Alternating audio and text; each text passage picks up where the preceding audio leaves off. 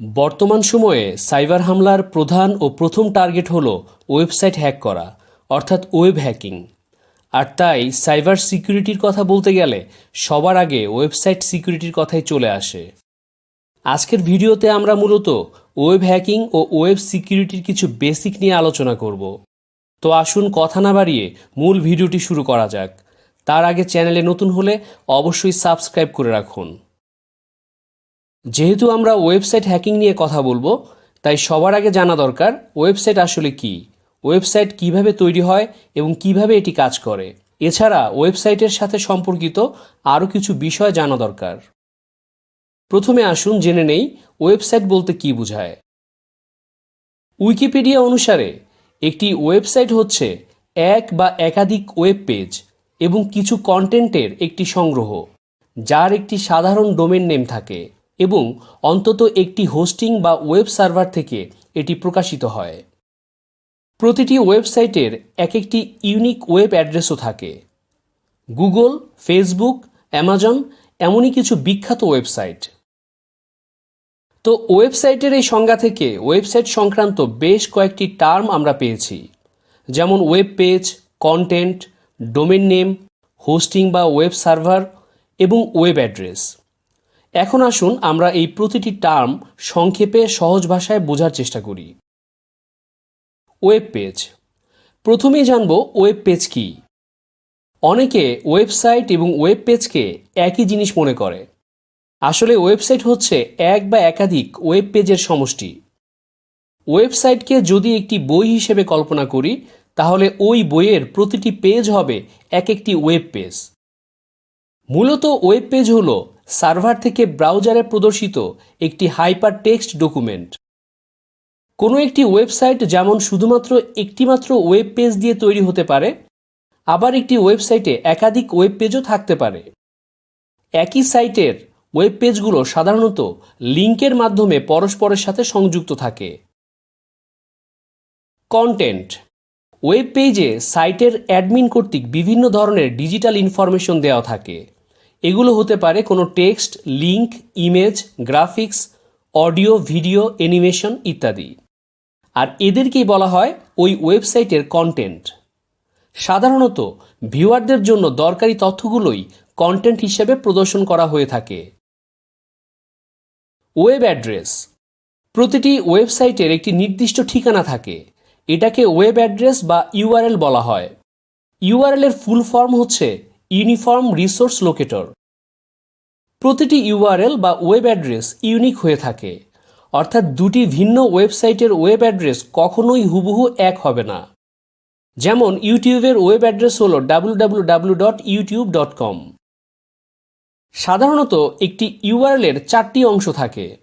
যেমন স্ক্রিনে দেখানো ইউআরএল এর প্রথম অংশটি হলো ওয়েব প্রোটোকল, দ্বিতীয় অংশটি হলো ওয়েব সার্ভার নেম বা ডোমেন নেম, তৃতীয় অংশ হলো সার্ভার ডিরেক্টরি বা ফোল্ডার নেম, এবং চতুর্থ ও শেষ অংশটুকু হলো ফাইল নেম ও তার এক্সটেনশন। Domain name. একটি বইয়ের যেমন একটি নাম থাকে, তেমনি প্রতিটি ওয়েবসাইটেরও থাকে একটি ডোমেন নেম। www.facebook.com এই ওয়েব অ্যাড্রেসের ফেসবুক অংশটি হচ্ছে এই ওয়েবসাইটের ডোমেন নেম।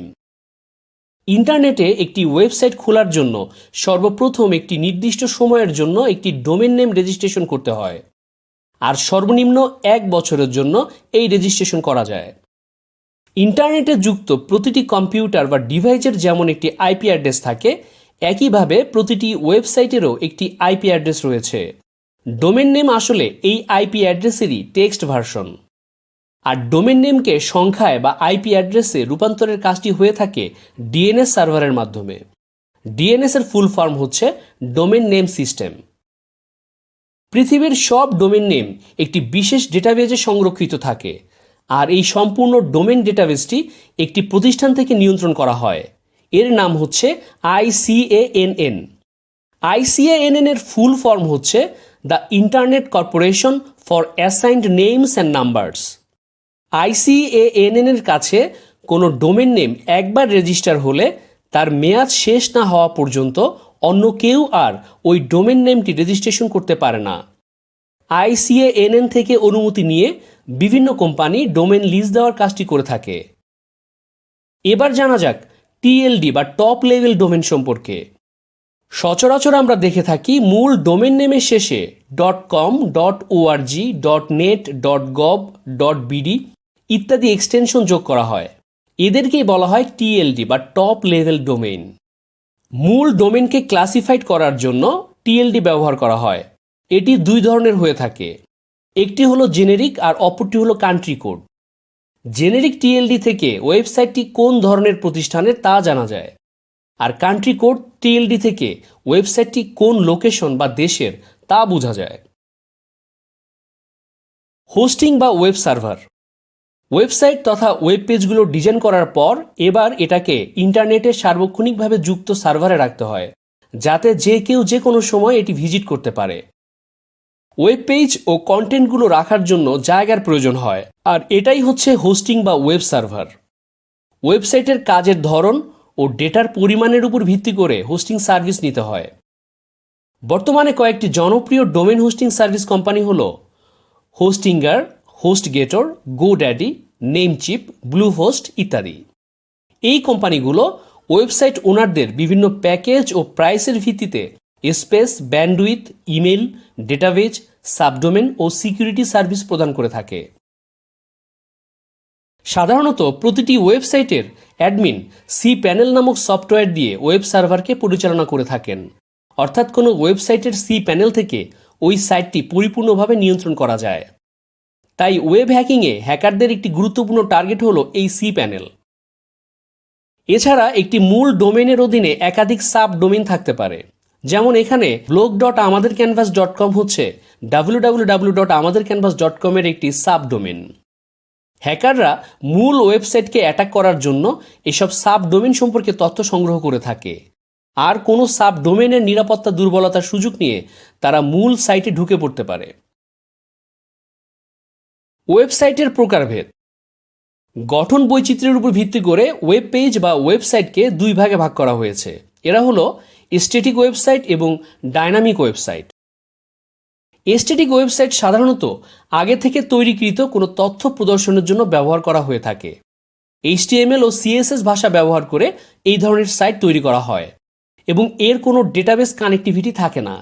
শুধুমাত্র মার্কআপ কন্টেন্ট থাকায় এই সাইটগুলো ব্রাউজারে দ্রুত লোড হয়। অন্যদিকে যেসব ওয়েবসাইটে রান টাইমে কন্টেন্ট আপডেট বা পরিবর্তিত হয় তাদেরকে ডাইনামিক ওয়েবসাইট বলে। HTML এর পাশাপাশি PHP, ASP, JSP ইত্যাদি ভাষা ব্যবহার করে এই ধরনের সাইট তৈরি করা হয়। এরা ডেটাবেস কানেক্টিভিটি ব্যবহার করে।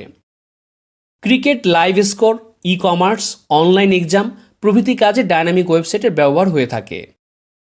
আজকের দিনের বহুল ব্যবহৃত CMS বা কন্টেন্ট ম্যানেজমেন্ট সিস্টেম সাইটগুলো মূলত ডাইনামিক ওয়েবসাইট। বর্তমান সময়ের সবচেয়ে জনপ্রিয় CMS প্ল্যাটফর্মগুলো হচ্ছে ওয়ার্ডপ্রেস, জুমলা, ড্রুপাল ইত্যাদি। উদ্দেশ্য ও কার্যক্রমের উপর ভিত্তি করে ওয়েবসাইটকে প্রধান 10টি ভাগে ভাগ করা হয়েছে। এদের মধ্যে যেমন আছে e-commerce website, business website, blog website, portfolio website, personal website ইত্যাদি। অন্যদিকে অবস্থানের উপর ভিত্তি করে ওয়েবসাইটকে আবার দুই ভাগে ভাগ করা হয়েছে। এরা হলো লোকাল ওয়েবসাইট এবং রিমোট ওয়েবসাইট। যেসব ওয়েবসাইটকে নিজস্ব কম্পিউটার বা সার্ভারে রাখা হয় এবং সোর্স, ড্রাইভ ও ডিরেক্টরি থেকে সহজেই ব্যবহার করা যায় তাদেরকে লোকাল ওয়েবসাইট বলে। এই ধরনের ওয়েব পেজ বা ওয়েবসাইট ব্যবহারের জন্য ইন্টারনেটের প্রয়োজন হয় না।